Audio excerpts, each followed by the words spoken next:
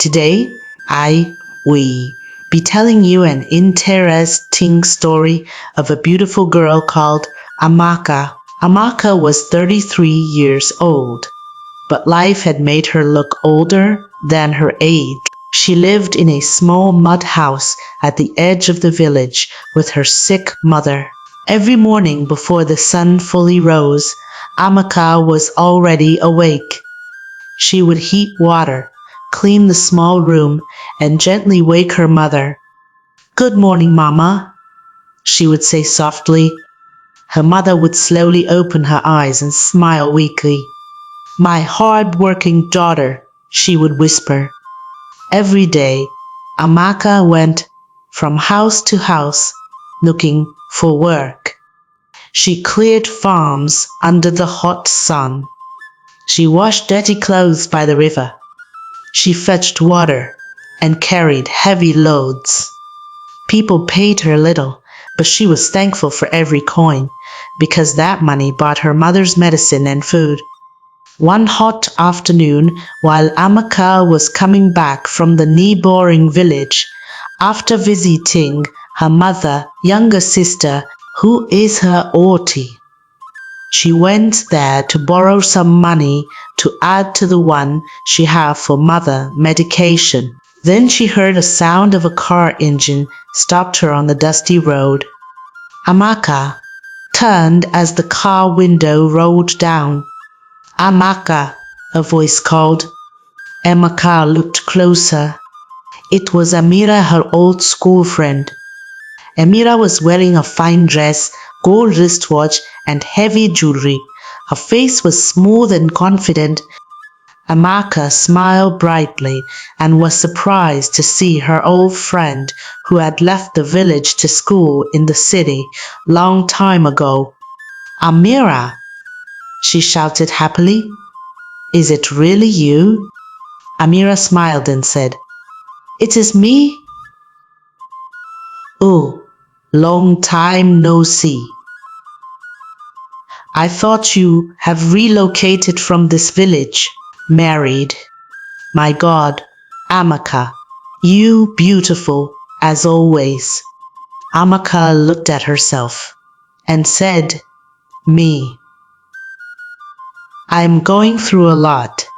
Actually, my mother and I are suffering. As I speak to you, knowing my mother is very sick, and I have no good job to take good care of her." Amira listened quietly, then held Amaka's hands. The mother always prays, saying, "Amaka, my daughter, may God bless you for me. May you not see pain or shame all the days of your life, and may God bless you with a very rich husband who will love you more than he loved himself." Mother prayed for Amaka. "As you go to the city, my child, may doors open for you. May all the people favor you. May you find wealth, happiness, and peace. In every place you step your feet, always remember to pray." Then the next day, Amaka got into the car with Anita, and they left for Lagos. Lagos was loud, busy, fast, and had tall buildings everywhere. Amira took Amaka to meet her friend Anita. "Anita, this is my village friend Amaka," Amira said. Anita forced a smile. "Welcome," she said coldly. They all stayed in the same apartment. At first, things were calm. Then jealousy started quietly. Anita noticed how naturally beautiful Amaka was. Even without makeup, she looked very beautiful. One night, Anita said, "Let's go to the club. So we can meet rich men, so they will pay our bills. See, Lagos is hard, without connection. I think it's time we make use of our beautiful Bobby. After all, it is not a big deal to sleep with men for money. Amaka shook her head and said, I don't want to sleep with any man. She replied, I just want a job. Anita laughed loudly.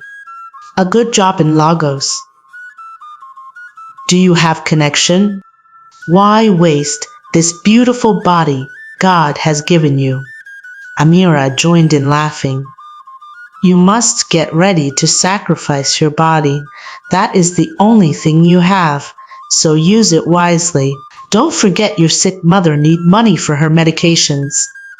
From that day, life became difficult. They mocked her daily. They hid her things. They spoke to her like she didn't belong.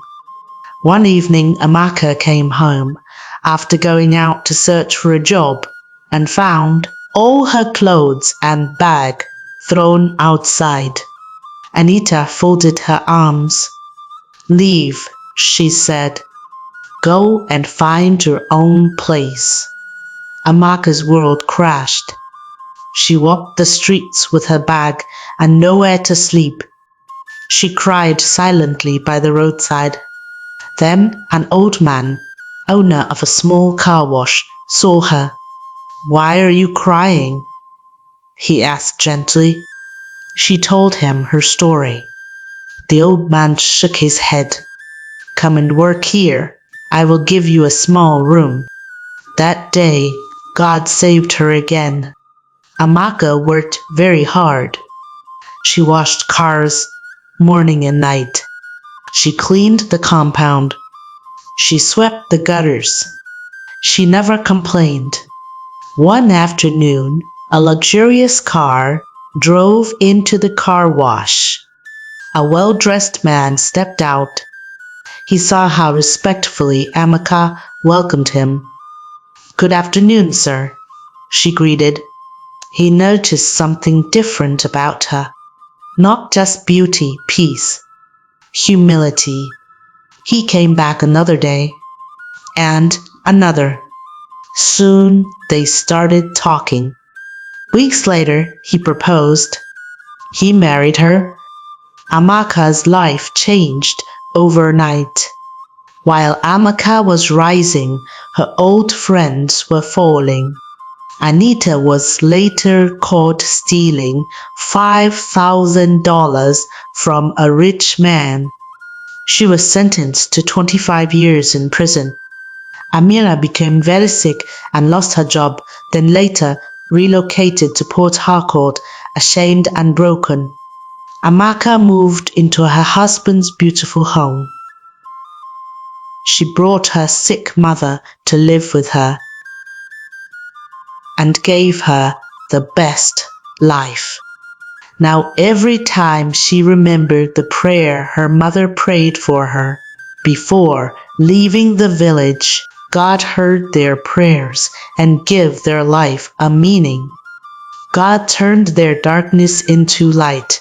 What a beautiful God we serve. The moral lessons from Amaka's story is that hard work, honesty, and patience always bring good rewards.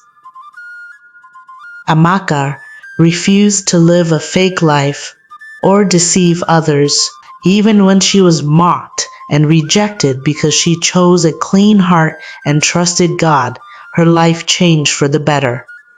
The story teaches us that envy and shortcuts lead to destruction, while humility, prayer, and integrity open doors to success. No matter how poor your beginning is, your honesty and character can lift you.